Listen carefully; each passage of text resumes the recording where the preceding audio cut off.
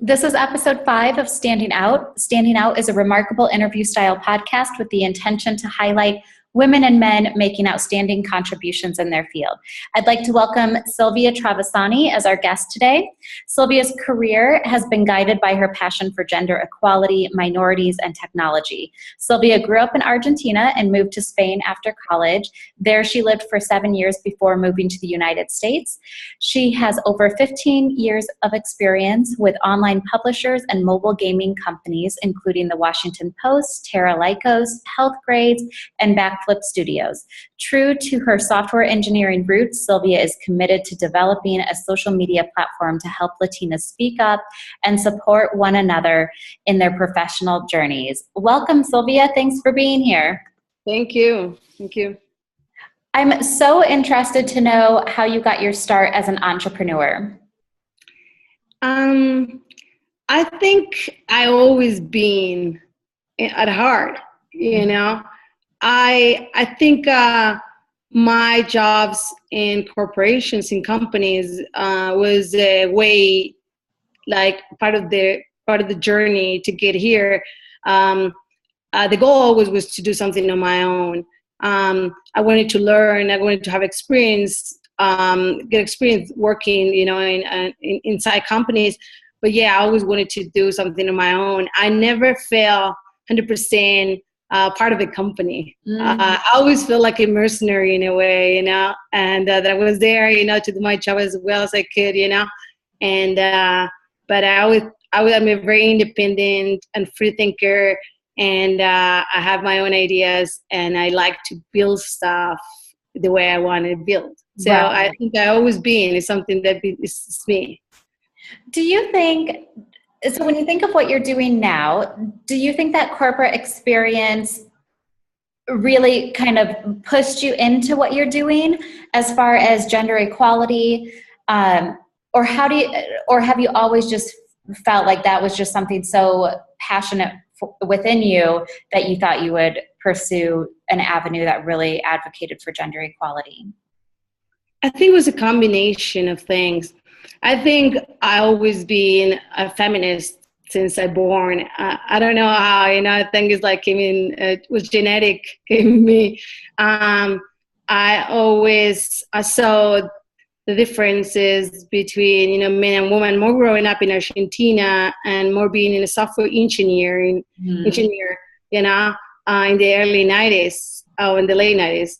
And So, and then at the same time, since I live in different countries, I was very passionate about immigration and immigrants and refugees. And I could see how unjust was for them and how unjust they were treated. And so everything I think kind of came together. And then working in corporate world also, you know, cemented a little bit more all these feelings. So yes, I always feel like, I always say the day I can have time and money or like could do something, I want to do something with women and immigrants all my life. I didn't know exactly what, but I always thought, I was very touched by this group and I want to help.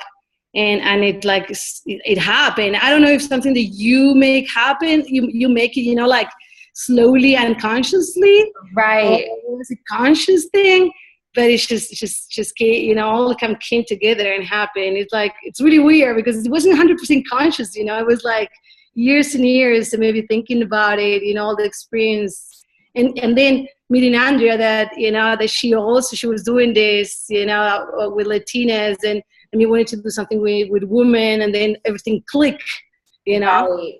And it happened. It's like magic. Isn't that so interesting? I feel like so many entrepreneurs can relate to that there's some issue that's just been on their heart for a long time, and whether it's conscious or subconscious, they're just making decisions that kind of guide them to this new point where they then build a company that supports what they've been feeling and thinking for so many years. Yeah, it's really strange. It's really hard to explain. I think we take those steps along the way without knowing, and we're finally there, Right. And it's like, oh, this is it. This is what I want to do.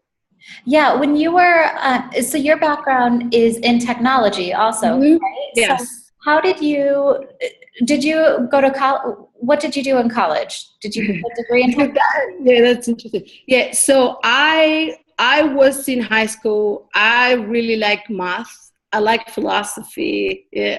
Uh, uh, I didn't know what to do because I wanted to build stuff, even though I like all this, math and philosophy. I didn't want so I like the theory, but I wanted to be practical. I wanted to build stuff, Right, I want to create stuff. I don't want to just talk about stuff, right. And Not I just would do it, teach. but make something Exactly. happen. Yeah. Exactly. I'm a very practical person. I want to, just teach, that what is that's fine. That's fine. But, I wanted to build stuff, to change Right, people's lives. right. So suddenly I found the programming developing when I was like 17 or 16. I think it was a neighbor of mine has this computer, and I asked him if he could lend it to me.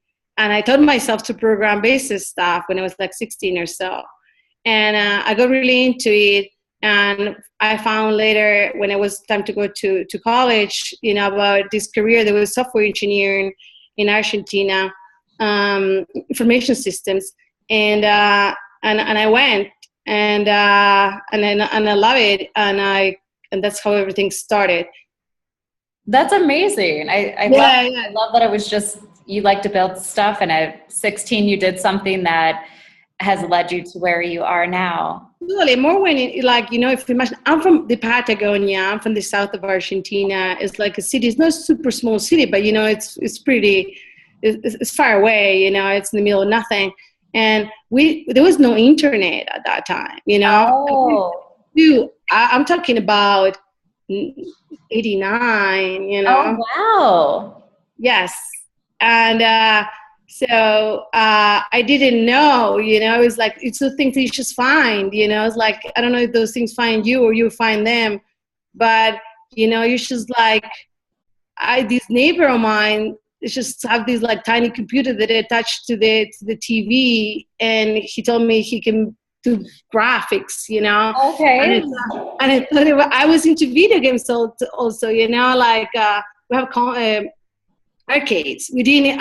In my town, we couldn't have video. It was forbidden. You couldn't have video games. You can only play video games in arcade.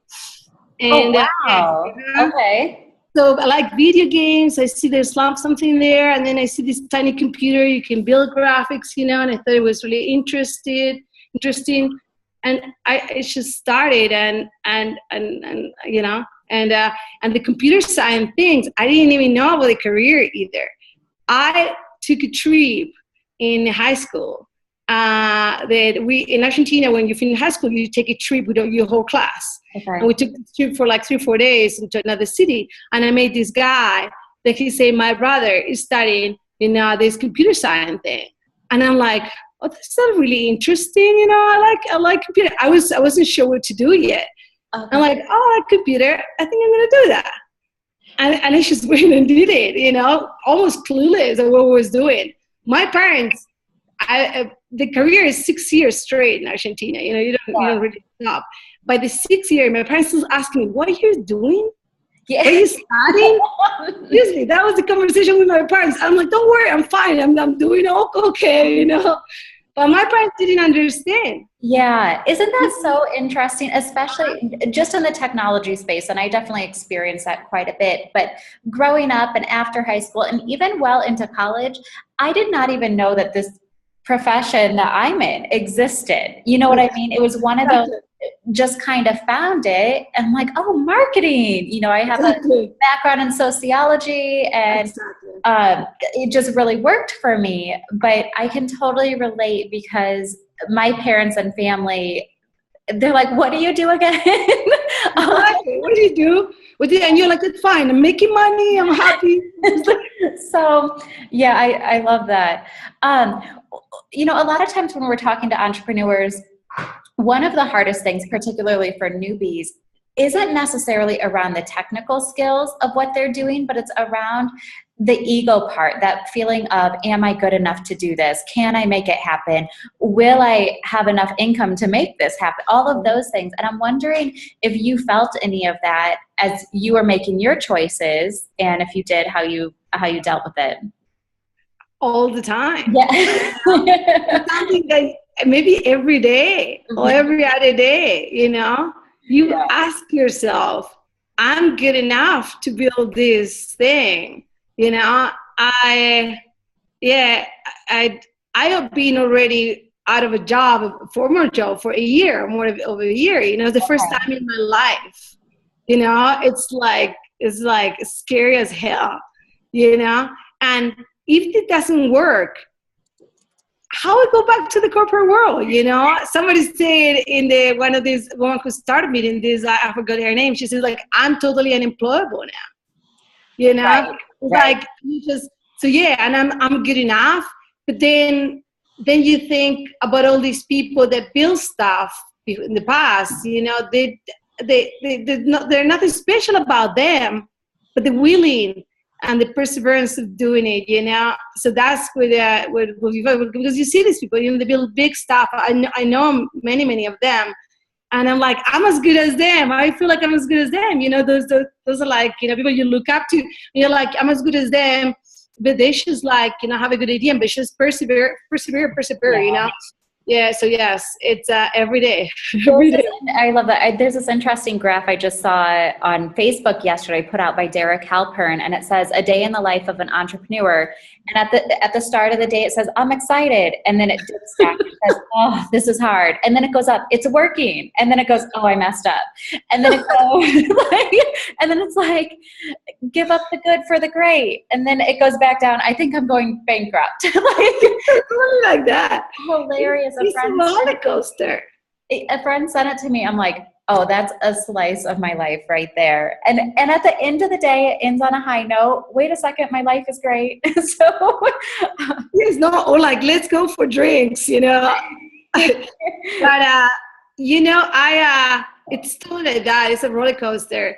I think it told me a lot. This is super boulder, but I got tired of the highs and the lows, and I started meditating. Yeah. And it helped me to keep it more steady, because I don't think it's good for the body to having all this super high and super lows, Yeah. But it's completely a roller coaster. I think for us, because we have a community that's so close to our heart, for us, we realize that we're doing something right when the users tell us how much it means to them. Oh, yeah. I cannot imagine people that do B2B or stuff like that, that is like, it's not so much soul fulfilling, that Right. And keep every day waking up to build a B2B tool to help companies. I don't know, But you're helping people. Exactly. Yeah. So that's really when you're like, fuck it, doesn't matter if I'm good enough. Yeah. I'm not good enough. I have a lot of money. I'm helping these people, and this just makes everything, worth it. So that's interesting. So I recently saw a quote, I think it was by the SBA, Office of Advocacy, if I recall, Small Business Association, but it says that VC firms that invest in women-led businesses perform better than all men-led businesses. And I'd love to hear your take on that as to, is that what you're seeing also in what you're doing? And like, what do you attribute that to? Like, why are these women-led companies doing so well? I think it could be a little bit of the numbers also, right? There's a lot more men businesses, so then all this watered down.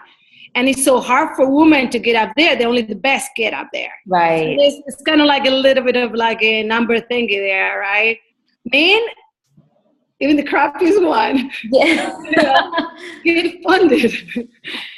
So, when women, you had to be there. It's so much, you had to be way a lot better than the average man to get funding. So that's what it makes it. I think if there was no biases, if women were treated like men, maybe those numbers wouldn't be like that. But it says a little bit of everything, those numbers, right? Right. It's a little bit about the only women need to be like freaking amazing and work super freaking hard and maybe twice as hard and be twice as amazing as the average guy, to get the same amount of money, So that makes this translates in like, companies or women, they work better because only the best get the money, only the guests get to get there. Right. And I think, that's actually grounded. There's been a lot of studies lately or research put out just saying, I can't think of the number off the top of my head. I want to say something like 3 or 10% of all venture capital, I guess I should restate that. Of all venture capital that goes out there in the nation, only 3 to 10% is actually given to women-led businesses, which means something like 90 to 97% is given to men-led businesses. So I see what you're saying with, of that 3 to 7%, that's hard. Those are the best of the best. It's like if you tell me, oh, people that go to Harvard higher, salaries or higher success rate of getting jobs than people that go to like a super crappy, super easy to get in school, right? Because then you have a selection process, and only the best get to Harvard, everybody gets to. It's the same thing, but it's totally true. We see that all the time. We see people, we see that because we're women, because we're Latin. We get and we also are immigrants, Right. We're like we move here. We're not even born here. So we see people are skeptical of us before they meet us. We always get that like I don't, because everybody's like, this is so freaking hard, so hard. Everybody knows this, right? And so if you're a woman, then you're weaker than men, right? Mentally and everything. Then you shouldn't have the skills to do this, right? Mm-hmm. And then you're Latin and you even worse, So it's always this, unconscious bias or conscious bias, that is there. Right. And that hurts us a lot. They don't think we have the strengths and the skills and the capability to persevere and show up and like go through the struggles of a startup. And And you do. It's just that simple. You do. You have the skills. You have the perseverance. We totally do. But that's all the time, and we had to fight against that bias. And they don't tell you, right? Most of the time. What I think is really interesting, and you had shared this with me when we met at that event about a month or so ago, is when you look at the data of how many Latina women there are currently in our country, and then also in the next 5 or 10 years that will be in the workforce. I'd love for you to share that with the listeners, because I think this is fascinating. And the way you said it, to me, just really helped me open my eyes of how much this community needs support and how amazing it's going to be when they get the support they need. Yes. So I always think about it like it's like a wave that gets bigger. It's like a tsunami, right? You have the first generation, mostly Mexicans. I would say 80% of Mexicans. They came to this country. From all nationalities, but mostly Mexicans. Come to this country. Most of them came, uneducated or like drop out of high school, or they're educated but they couldn't find jobs here in their professions because they didn't have the papers and so on.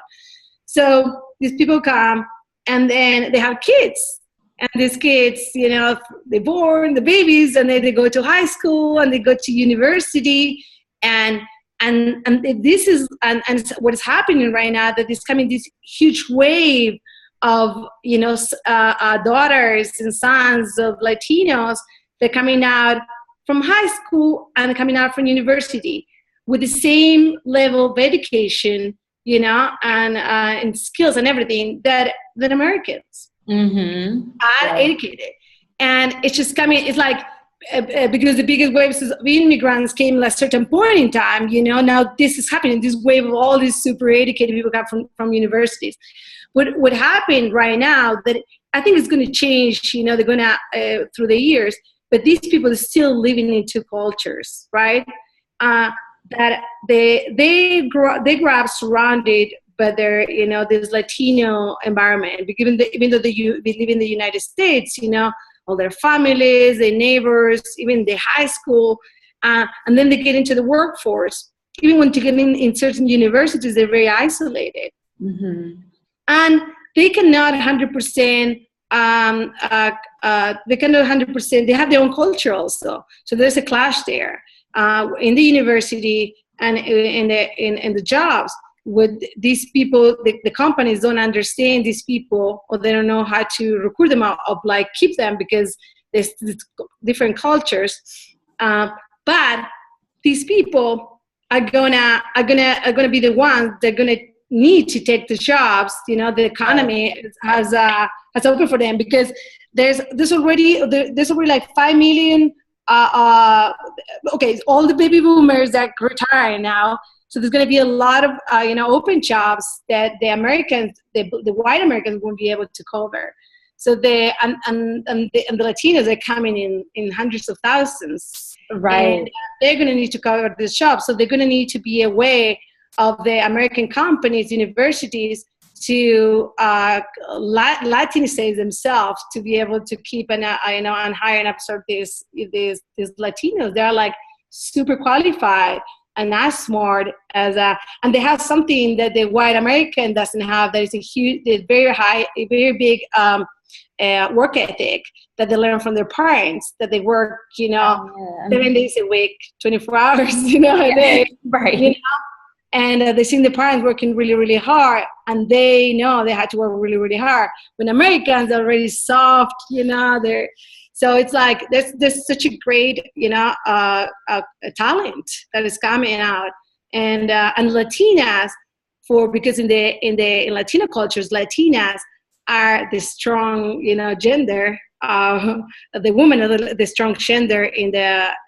So they're ahead of the Latino men when it comes to graduation, rates. Right. And, so they're like this huge Latina, group that is coming, or is already there, but it's coming in masses to take over the job market, and they kind of like they need support to to right. get there faster. And that's been.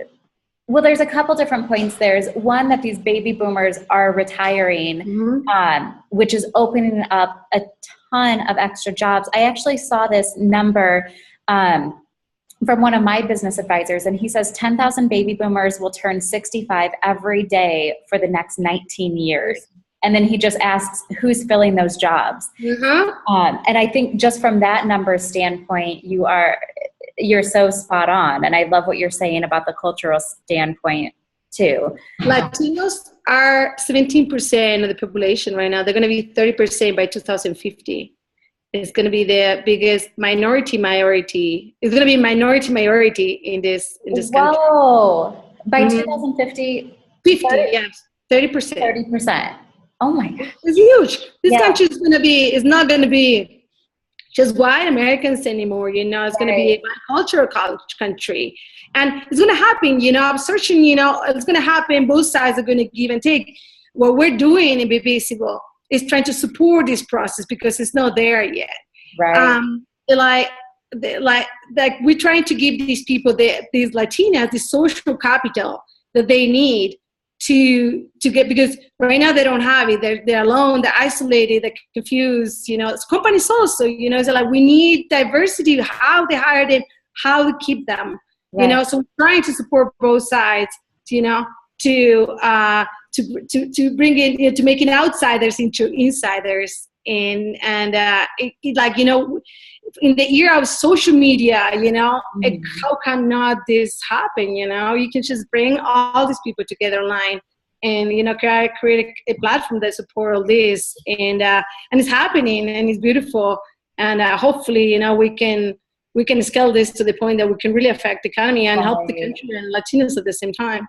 So for anyone listening that wants to get involved and Be Visible, how do they do that? Is it just go to the website and sign up, or what's the process? Yeah, right now it's kind of invite only. They go to the website, they sign up.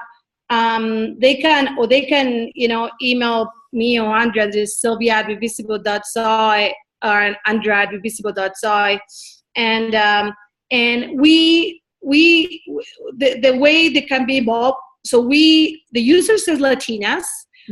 We're not a woman only, Latina only network, but any user has to have a certain sense inside the platform, right? Latinas, and then people that want to add value to Latinas, like could be because they have great content for Latinas. You know, we have a bunch of Latino bloggers. I mean, a couple of Latino men bloggers that have great content.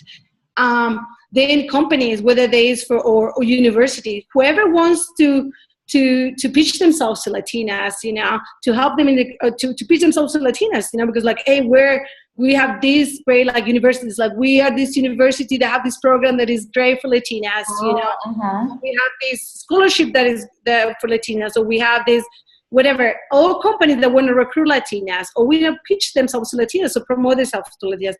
We want to help Latinas throughout their careers. So we partner with anybody that want to bring something to the table to help this, and then we help them also at the same time. Right. That's incredible. So that's bevisible.soy. So SOY. Yes. SOY. Yes. So as we're wrapping up here, I would love to know, Silvia, what do you think is the next big trend or the next big thing that we would be talking about a year from now? Oh God. Yeah. I think what is happening in social media, maybe, I'm sure it's going to happen tons of stuff, right? We're just going to talk about social media because it's what we do all the time. But we feel that social media is going to, we call what we do is social media with a purpose, with a purpose, social media that will help you, that will help people, right? They help people in their lives.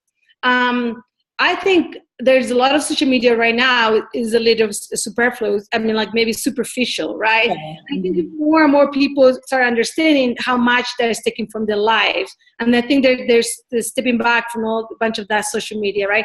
I think more and more they're going to be social media, like maybe more like this, more targeted groups, but also with a purpose and that really helps people. Like, because if you think about it, it's such an amazing tool, like, to crowdsource, people, synergies, for things, and not just for like, watching cats, with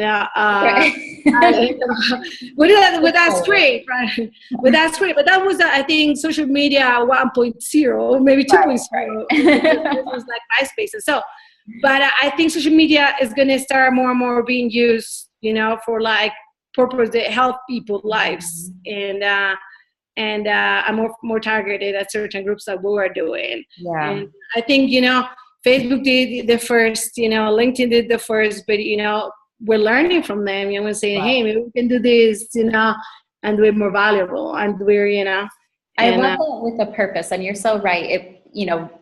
It seems like social media went from, oh, those are cute cats playing, to, I mean, in my own life, I could easily name probably 100 business relationships that I have now that I didn't have a few years ago that all came from social media. I mean, so there's huge power, and to leverage it in a purposeful way, I think is really valuable. Yes. All right, Silvia, thank you so much for being here. I appreciate it. Thank you. Thank you. Bye-bye.